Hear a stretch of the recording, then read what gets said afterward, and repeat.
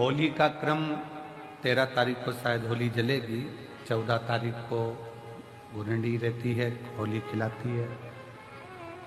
पिछले वर्ष थोड़ा सा होली का क्रम रहा, तो अब की बार सब जगह की होली में ना जाते हुए केवल एक होली, वो भी सीहोर की, वो 15 तारीख को महादेव की होली,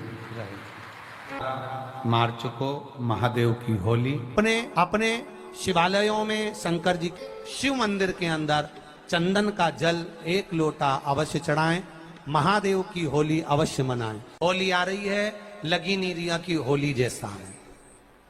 दिवाली आती है तो लगता ही नहीं कि दिवाली जैसा है, राखी आती तो लगता ही नहीं राखी जैसा है। सारे त्योहार फीके हो गए गुरुजी। हमने कहा त्योहार फीके नहीं हुए, त्योहार का कलर फीका नहीं हुआ, त्योहार का रंग फीका नहीं हुआ है, बस त्योहार वही है, गुलाल वही है, मिठाई वही है, गुजिया पपड़िया वही है, खुरमे चकरी वही है, पपड़िया वही है, गुजिया वही है, इंसान वही है। बस बाजार में से जो रौनक समाप्त नहीं हुई है, रौनक आपके भीतर की समाप्त हो गई। आपके भीतर इतनी ईर्ष्या भराती गई, इतनी ईर्ष्या भराती गई, इतनी ईर्ष्या भराती गई कि वो ईर्ष्या के कारण, उस अहंकार के कारण, उस अहम के कारण तुम एक दूसरे से मिलना पसंद नहीं कर पाते। पहले के लोग कहते थे हमारे यहाँ जब होली होती थी इतने लोग आते थे, मिलने जाते थे, गुलाल लेकर जाते थे। आजकल तो कोई दिखता नहीं है। कारण केवल इतना सा है, तुम्हारा अहंकार, तुम्हारा ईगो, तुम्हारा अभिमान तुम्हें अपने घर से बाहर नहीं निकालता। तुम घर से बाहर नहीं निकलते अपने अहंकार के कारण, अपनी काया के कारण, अपनी अभिमतता के कारण। आप दूसरे से मिलना पसंद नहीं करते। जरा सा कोई ने कलर लगाया तुम्हें क्रोध आ गया, जरा सा किसी ने गुलाल लगाया तुम्हें गुस्सा आ गया, जरा सा कोई आया भाभी जी भैया जी करके गुलाल लगा गया, तुम न न न न न न न न न कहां जाओ। इतने वीआईपी हो गए, इतने वीआईपी हो गए, इतने वीआईपी हो गए कि अपने त्योहारों से भी दूर हो गए। मेरा निवेदन है, होली का त्योहार आ रहा है,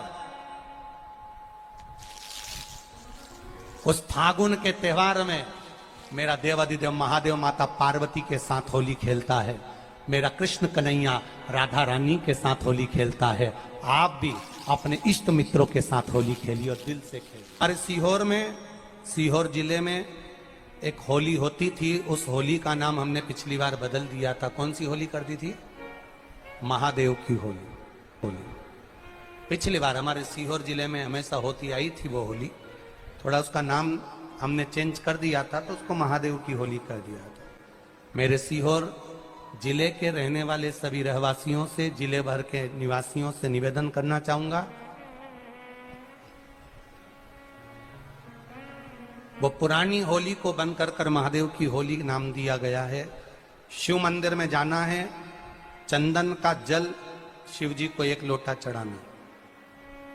एक बात अपनी जिंदगी में उतार कर रखो, शंकर भगवान को घी का दिया भी लगाओ तो तुम्हारे घर में जो असली घी हो, थोड़ा सा भले 1 पत्ती लगाओ, भले इतनी सी बत्ती जलाओ, पर असली घी की जलाओ। शिव जी को अगर चंदन भी लगा रहे हो तो असली लगाओ। शंकर भगवान को चावल भी चढ़ा रहे हो तो असली चढ़ाओ। शंकर भगवान को अगर अष्टगंध भी चढ़ा रहे हो तो असली चढ़ाओ। केमिकल का कोई चीज मेरे महादेव को मत चढ़ाओ जिससे भगवान शिव की मूर्ति नष्ट हो। ऐसी कोई चीज मेरे महादेव को ना चढ़ाओ। अगर शंकर भगवान के साथ आप होली खेल रहे हो तो चंदन का पानी शंकर भगवान को चढ़ाइए, अष्टगंध का जल भगवान शिव को चढ़ाइए। तो करो तैयारी, आ रहा है त्रिपुंड धारी महादेव की होली। बड़े आनंद के साथ मेरा निवेदन, अपने शिवालयों में, शंकर जी के मंदिरों में, सीहोर जिले के प्रत्येक शिव मंदिर के अंदर चंदन का जल 1 लोटा अवश्य चढ़ाएं, महादेव की होली अवश्य मनाएं। और भाव के साथ 5 मंदिर हम भी जाएंगे, कोई जुलूस नहीं, कोई क्रम नहीं, बस बाबा को आराम से जल चढ़ाना ही एक नियम है और बाबा को जल चढ़ाएंगे। आप सब बड़े आनंद के साथ महादेव की होली का स्मरण करिए। महादेव की होली के दिन और बेलपत्री की जड़ के नीचे जाकर प्रयास करा करो कि लाल चंदन का जल लाल चंदन को घिसकर कलश में उस चंदन को डालकर जल भरकर उसको बेलपत्री की जड़ के नीचे सींचन करने का प्रयास करा करो। है कि धीरे धीरे कर कर वो दुख समाप्त होगा, वो दुख कटेगा ही। एक बहुत ध्यान देने वाली बात है कि अगर मान लो कि कहीं पैसा अटक गया है, नहीं आ रहा है, बहुत अथक प्रयास कर लिया, चंदन का जो जल होता है ये व्यक्ति के जीवन में जो धन कहीं रुक गया, अटक गया, नहीं दे रहा, बेलपत्री के वृक्ष के नीचे, जड़ के नीचे सींचन करने से वो प्राप्त होता है। अथर्ववेद में वर्णन किया गया कि पीपल के वृक्ष की जो जड़ होती है, बेलपत्री के वृक्ष की जो जड़ होती है और आंवले के वृक्ष की जो जड़ होती है, इसके नीचे स्वर्ग का निवास होता है। किसका निवास है? स्वर्ग का निवास। जहां पर ये वृक्ष होता है और उस वृक्ष के नीचे बैठकर हम जब किस जल का सींचन कर रहे हैं, जैसे अभी आपको कहा था कि जल में अगर लाल चंदन मिला हो और आप बेलपत्री के जड़ में सींचन कर रहे हैं तो लक्ष्मी की आवक बढ़ेगी। कहीं पैसा अपना अटक गया, नहीं आ रहा, आएगा। पीपल की जड़ में इत्र का जल, पीपल की जो जड़ होती है उसमें इत्र का पानी, थोड़ा सा जल, उसमें थोड़ा सा इत्र का भाग हो महाराज, और आप भगवान पीपल देव, पिपलेश्वर महादेव का स्मरण कर कर पीपल की जड़ में अगर जल चढ़ा रहे हैं और मान लो शरीर में कोई कष्ट हो गया है, शरीर में कोई रोग हो गया है, कोई मालूम पड़े ये हाथ 4 दिन से दुख रहा है या 4 दिन से ये नस दब गई है या ये कमर दब रही है, तो आप 2-4 दिन कर कर देखो। कलश के अंदर जल, जल में इत्र का थोड़ा सा भाग, पीपल की जड़ के नीचे आप उसका सींचन करिए पिपलेश्वर महादेव के नाम से। उस जल को थोड़ा सा भाग लेकर आ जाओ उसी में से जो चढ़ाया है, और उस स्थान पर जहां कष्ट है उसको लगाना प्रारंभ करिए। 2 दिन 3 दिन कर कर देखो। प्रैक्टिकल करने में क्या जाता है? सीहोर वाला महाराज झूठ बोल रहा हो तो कभी कभी अगर ऐसा लगे जीवन में कि दुख बहुत ज्यादा आ गया है, बहुत तकलीफ आ गई है, सीहोर में महादेव की होली मनाई जाएगी, जिसमें सभी लोग अपने अपने शिवालय में जाकर 1 लोटा चंदन का जल शिव मंदिर में समर्पित करेंगे। सीहोर के निवासी, सीहोर के रहवासी 5 मंदिर, चमत्कालेश्वर मंदिर, गुप्तेश्वर मंदिर, बड़ा बाजार मंदिर, शुक्ला मंदिर और मनकामेश्वर मंदिर में हम भी सीहोर में जाएंगे 9 तारीख को सुबह 10 बजे चमत्कालेश्वर मंदिर से। आष्टे वाले नहीं माने हैं तो आष्टा में 11 तारीख को सुबह 10 बजे महादेव की होली करने के लिए हम पहुंचेंगे। बाबा देव अधिदेव महादेव पहुंचेगा। तो सीहोर वालों और आष्टा वालों करो तैयारी, आ रहा है त्रिपुंड धारी महादेव की होली बड़े आनंद के साथ। मेरा निवेदन सीहोर के आसपास के रहवासियों से, आष्टा के आसपास के रहवासियों से कि सीहोर जिनको महादेव की होली का आनंद लेना है वो भगवान शिव की भक्ति अपने अपने शिवालय में जाकर, मेरे सीहोर नगर के सारे निवासियों से कहना, सीहोर जिले के वासियों से कहना, हमारा आना मूल नहीं है। ये तो 5 मंदिर जाते हैं, एक नियम है, नहीं तो उसका कोई शोभा यात्रा या जुलूस का क्रम नहीं। 5 मंदिर में जाकर शंकर भगवान को चंदन का जल चढ़ाना, ये मूल है। महादेव से होली खेलना। आप भी भगवान शंकर के मंदिर जाइए और महादेव को 1 लोटा चंदन का जल अवश्य चढ़ाइए। जो सीहोर जिले के निवासी हैं उनसे कहना है। बाकी क्या आप लोग तो होली बाबा के साथ मनाते ही हैं, जैसा मनाते हैं वैसा ही क्रम आप लोग रखें। हर हर महादेव।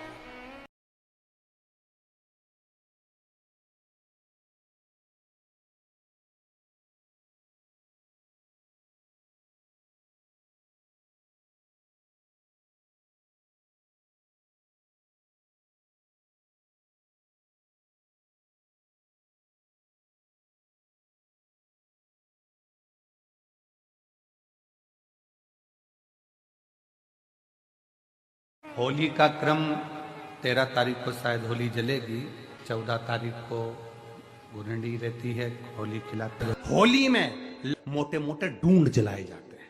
ढूंढा की राख तैयार होती है, उसका कालापन जो तैयार होता है उसको उठाकर ले आए और कपड़े में उसको छान कर राख तैयार कर कर 3-4 बार छानने के बाद उस भस्म को 12 बजे से 1 बजे के बीच में शिव जी को समर्पित कर देता है और उस भस्म को उठाकर उसमें घी मिलाकर मस्तक पर तिलक लगाकर चले जाता है। वो जिंदगी में कभी हार नहीं सकता, विजय ही पाकर आता, उसकी कभी हार नहीं हो सकता।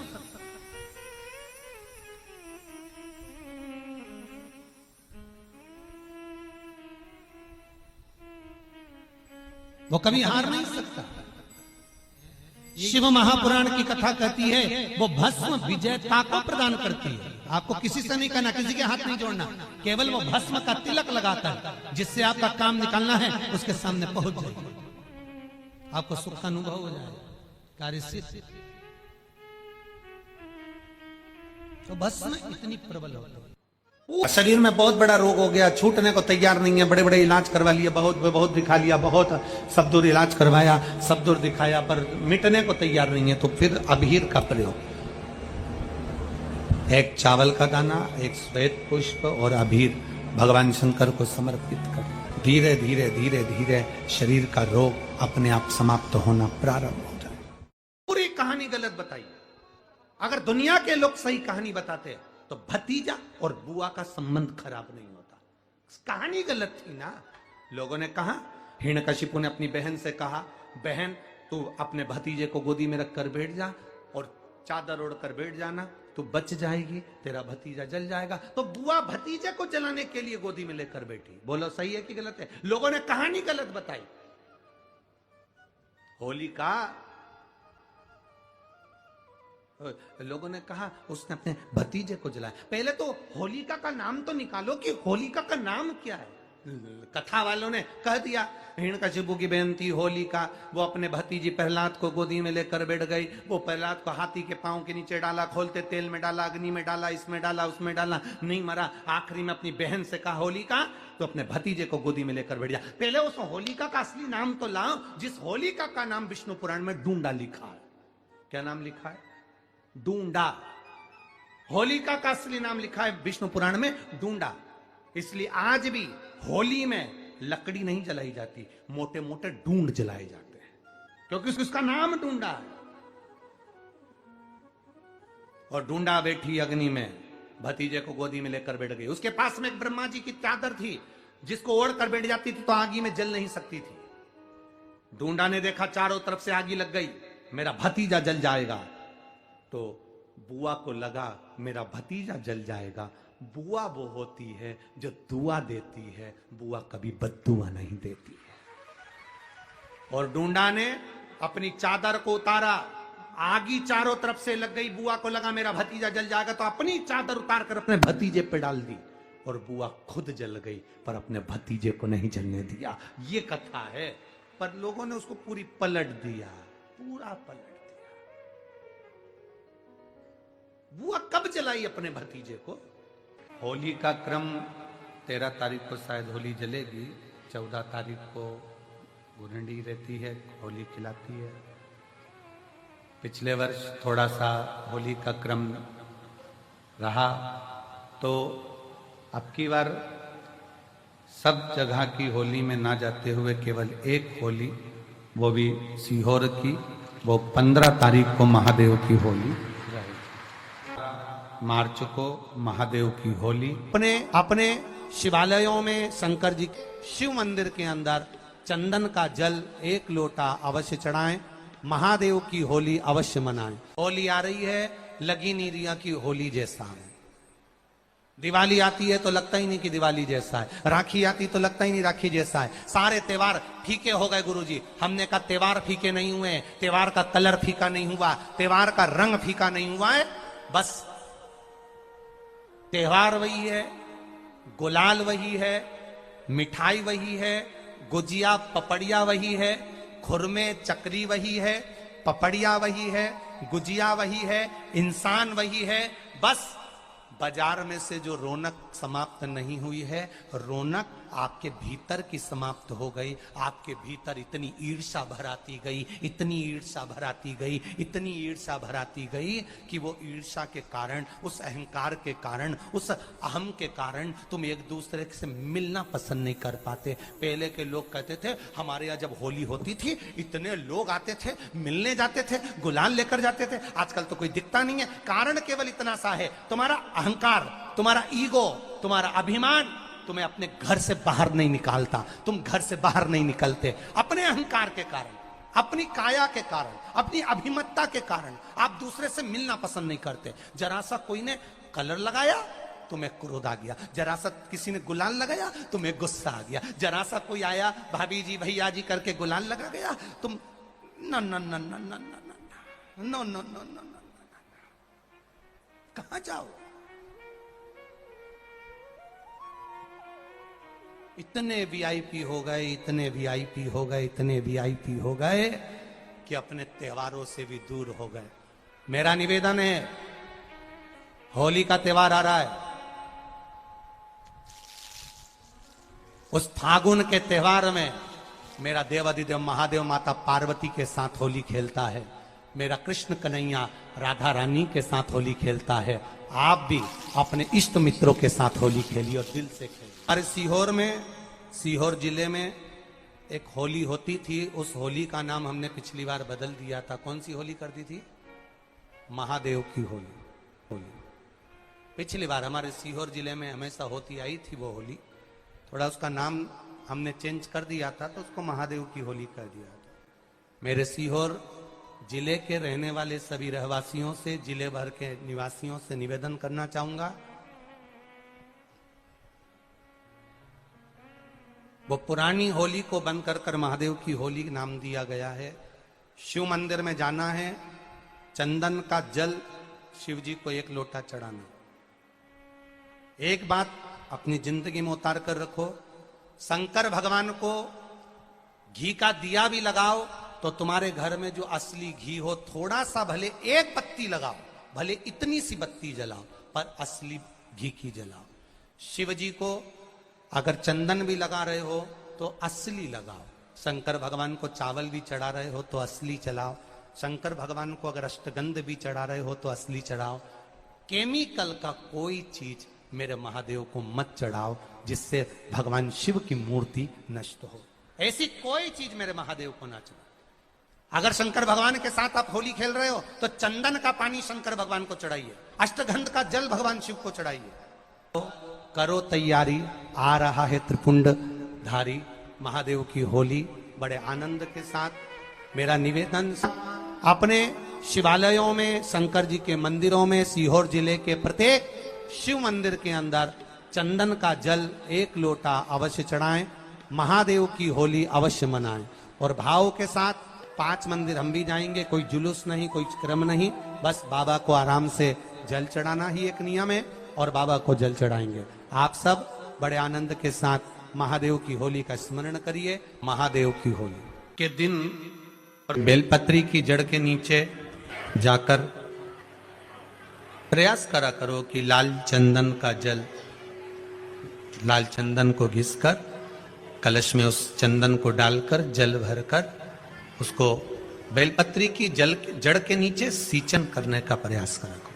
है कि धीरे धीरे कर कर वो दुख समाप्त होगा, वो दुख कटेगा ही।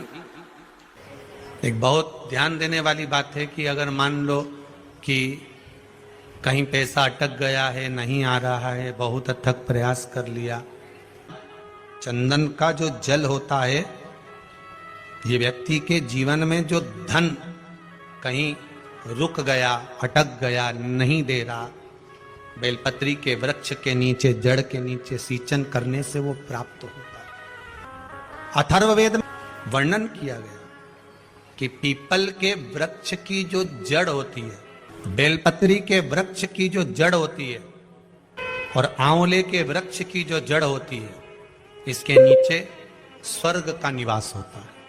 किसका निवास है? स्वर्ग का निवास। जहां पर ये वृक्ष होता है और उस वृक्ष के नीचे बैठकर हम जब किस जल का सींचन कर रहे हैं। जैसे अभी आपको कहा था कि जल में अगर लाल चंदन मिला हो और आप बेलपत्री के जड़ में सींचन कर रहे हैं तो लक्ष्मी की आवक बढ़ेगी।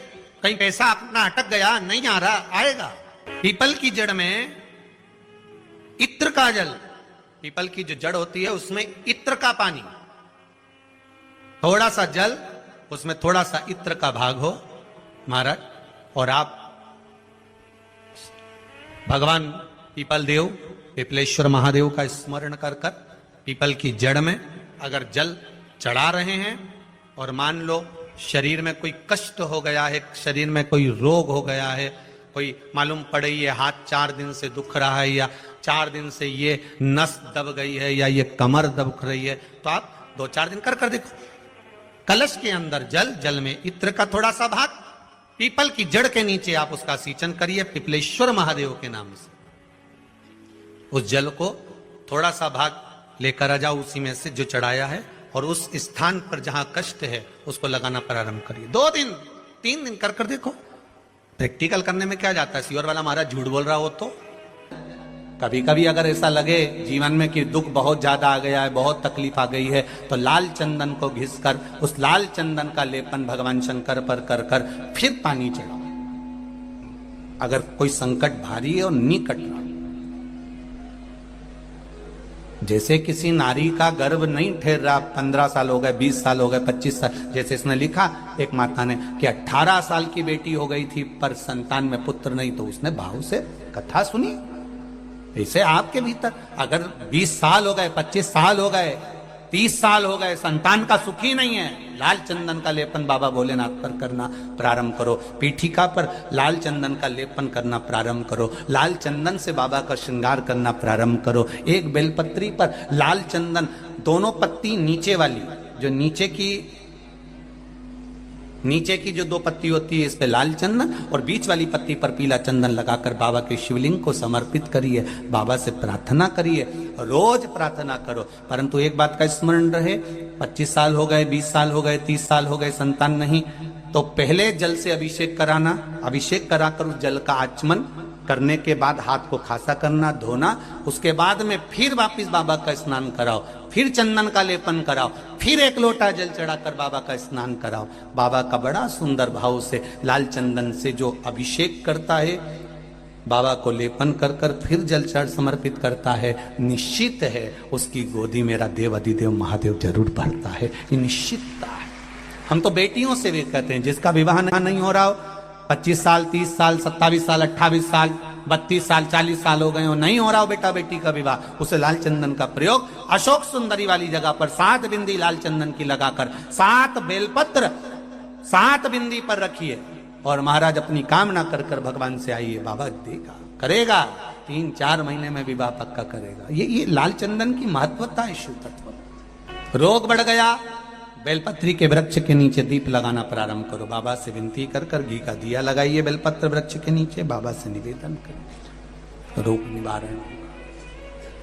कि एक बार पांडवों ने अश्वमेध, एक बार आवर्त महोत्सव रखा और एक यज्ञ रखा। उस यज्ञ का नियम था, पहले जो यज्ञ होते थे उन यज्ञ का नियम था, यज्ञ में घंटा लगता था, वो यज्ञ की जैसी पूर्णाहुति होती थी तो यज्ञ का घंटा अपने आप बज जाता था, अपने आप बजता था, उसे बजाता कोई नहीं था, अपने आप बजता।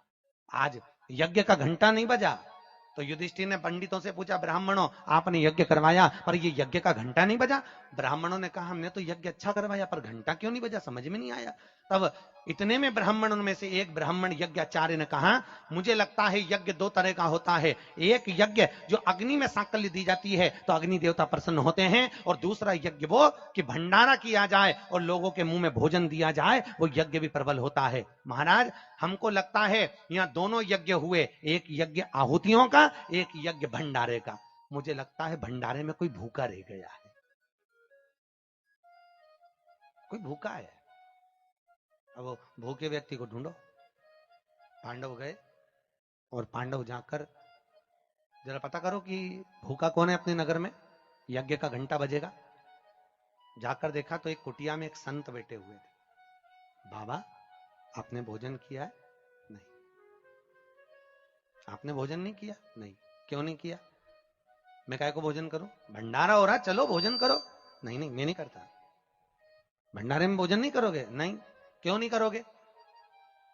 मैं उसके घर में भोजन करता हूं जो मेरे को 108 अश्वमेध यज्ञ का पुण्य देता है। पांडव मेरे को 108 अश्वमेध यज्ञ का पुण्य दे दे, मैं उनके यहाँ भोजन कर लूंगा। अब पांडवों ने सोचा अपनी जिंदगी में पहला तो अश्वमेध यज्ञ कर रहा है, और 108 अश्वमेध यज्ञ तो हमने कभी जिंदगी में नहीं करे, तो हम इसको पुण्य कहां से दे बाबा को। पांडव चले गए। द्रौपदी ने पूछा कोई मिला? हाँ, एक संत मिला है, पर 108 अश्वमेध यज्ञ का पुण्य मांग रहा है। द्रौपदी ने कहा चलो मैं लेके आती हूँ उस बाबा को। द्रौपदी गई, रथ लाया गया। द्रौपदी ने कहा रथ में बैठकर नहीं जाऊंगी, पैदल जाऊंगी। चप्पल लाई, द्रौपदी ने कहा नग्न पैर से जाऊंगी।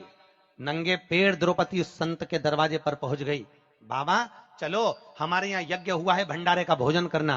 बाबा कहते हैं द्रौपदी तुझे मालूम नहीं, मुझे 108 अश्वमेध यज्ञ का पुण्य दे दे, मैं तेरे यहाँ भोजन कर लूंगा। द्रौपदी ने कहा लो बाबा, संकल्प छोड़ती हूं और 108 अश्वमेध यज्ञ का पुण्य तुमको देती हूं।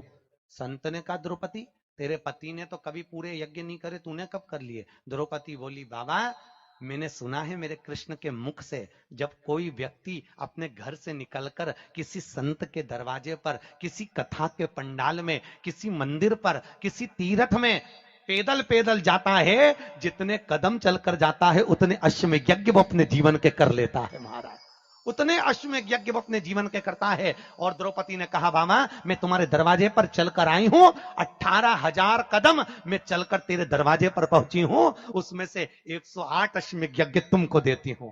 संत उठकर खड़ा हो गया, द्रौपदी के यहां गया, भोजन करा, तो यज्ञ का घंटा बज गया महाराज, यज्ञ का घंटा बजा।